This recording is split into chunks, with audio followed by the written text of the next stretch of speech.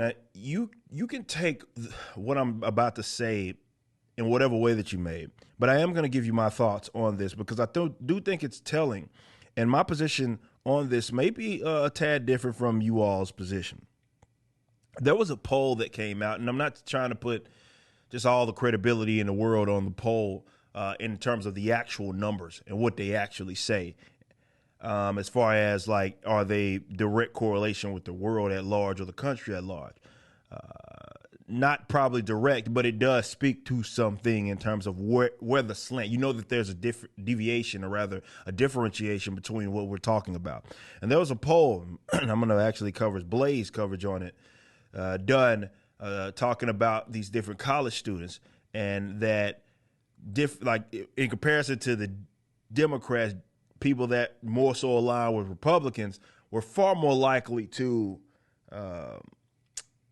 like be friends and associate themselves with people that differed with them politically. This is another example of it right here with Axios having this picture right here that we're looking at.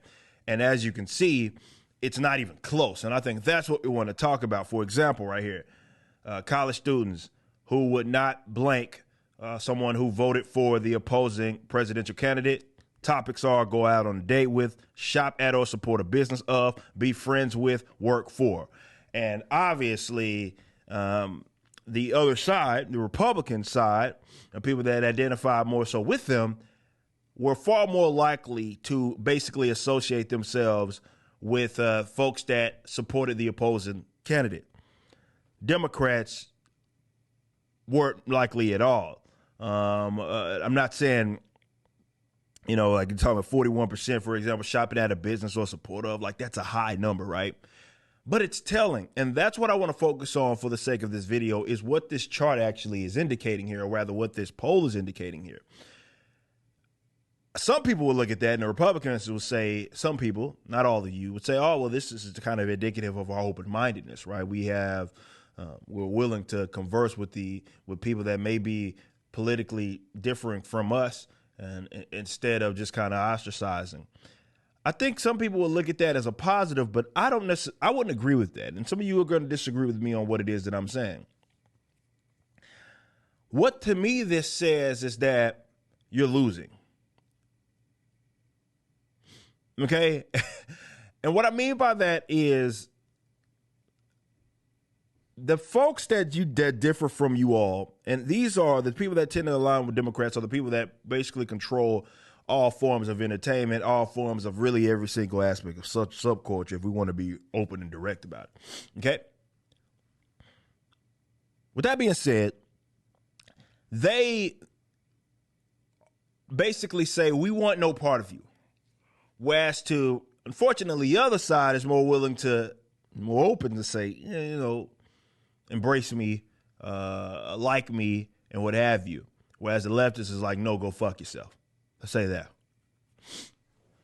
I do think that there's something that people on that other side could learn, right? You're not winning just because you look at it like, I will embrace these ideas. Now, I personally don't think you should be embracing these guys' ideas at all. Because they have the wrong ideas, and some of those guys on the opposite side as well. But I don't like to agree to disagree. If you're incorrect, you're incorrect. I ain't got it. This whole centrism bullshit that a lot of people like to play just for the sake of being in between a Republican and a Democrat, I'm not interested in that at all. Like, if you're wrong on a position, you're wrong on the position. And simply trying to get the best of ideas does not mean that you're, you know, like, or not the best. It's more trying to be in the middle of these guys' opposing views does not mean that that's the correct position. It's not how this shit works. I'd rather have them completely out the way. But on a serious note, the reason why they are so effective in what it is that they do is because they are open and blunt and unapologetic, really, about the fact that they want you out of these spaces. Now, these spaces doesn't mean that they can create it or start it or even make these spaces prominent, but they want them, and they want to hinder your access to them because they want your ideas out of there, right? That's what you can learn from them, if nothing else, is their approach. I talk about the parallel economy all the time, and what I mean by that is stepping out of the framework and kind of confines within that they operate within. Instead of feeling like you have to be embraced by them or have to accept them and have to get them to change to accept other ideas, I would approach it like, okay, you don't want any part of us. Bet that. I don't want fucking any part of you. So I'm getting the fuck up out of here. And what we'll do is we create our own little entities that are maybe filling the void that would be necessary. But unlike them, because really what this says is what I've been saying forever, and that is that leftists pay attention to that stuff, whereas the other side doesn't. And they had the luxury of doing that for a while now, but they didn't play the long game. Leftists played the long game, and they said, you know what? We can control these entities. We get control of the current and future generations. And we're going to move accordingly, right? Whereas the folks that were Republicans and really folks that are on our side, my side of the aisle as well, people that value liberty, said this stuff was trivial. We don't care about any of this. Who cares? I just want this service. I just want this good. I don't care who created it or anything. I just want to consume it. Whereas the left just said, no, we want to pay attention to all of that. And if you don't line with us, we getting you up out of here, okay? And you see how effective that it has them in terms of their little plans going forward, and why they are so it feels like they're in every corner of the internet, every corner of life as well. And that's because they act, that's a mindset. A mindset is that they do not like you. They don't like your ideas. We control these other things, and we're going to use it as our platform to really put whatever we want to put out there. And there's not anything you could do about it. And we're going to make it abundantly clear that you are not welcomed. I think that, and you look at this chart right here, and some people would say, well, okay, we need to bring the Democrats, try to bring them down. And I think that's a bad strategy. I think you're going to lose on that effort. I think, if anything, y'all need to be pushing for moving that up. And having, from a subcultural standpoint, you more so align with your allies.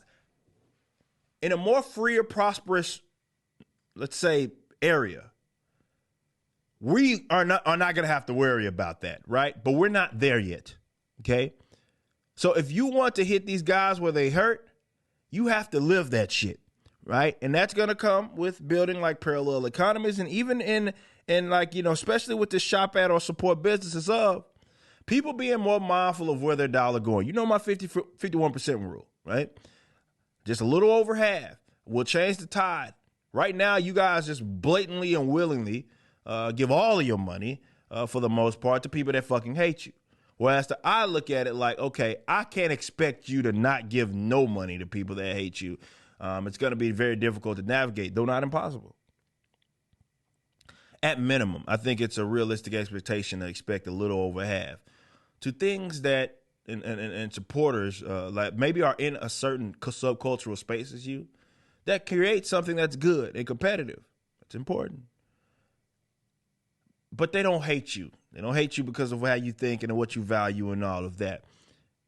And that's what we talk about, and what we mean when we talk about the parallel economy. Because if that is the approach, you're going to see a big tide shift. So if anything, you look at this number, it's not about bringing the Democrats' percentage up. To me, it's about bringing the other side, bringing their position down, It's about bringing the other side up and making change that way. And if you have shit ideas, you have shit ideas, no matter which one of these guys you align with. We deal with that as we deal with that. But just from a lesson standpoint, if you want to know why you're losing, it's because of this. It's because of exactly what you're looking at. You just watched a clip from my podcast, For Canon's Sake. Catch us live at 12 p.m. throughout the week over at youtube.com/YoungRipper59 and follow us over at odyssey.com/@YoungRipper59. If you want to watch the entire video cast after the show is over, just be sure to become a member on the YouTube channel. Of course, the full audio portion of the podcast is available for free on all major digital platforms, or just visit forcanonsake.com.